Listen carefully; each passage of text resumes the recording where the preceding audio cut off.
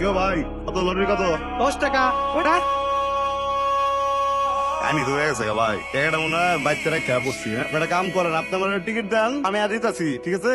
ওই মিয়া কোনদিন শুনছেন রোটারি বাকিতে বিক্রি করে? কোন বাকিটা কি হইব না সামিয়া আসেনি। তুই রিক্সা কমালি কেন? 10 টাকা লাগবো, 10 টাকা দেন। টাকা দিয়ে কি করবি? 50 লাখ টাকা ভাও দিতেছি, ঠিক আছে? লটারি কিনবো দেন।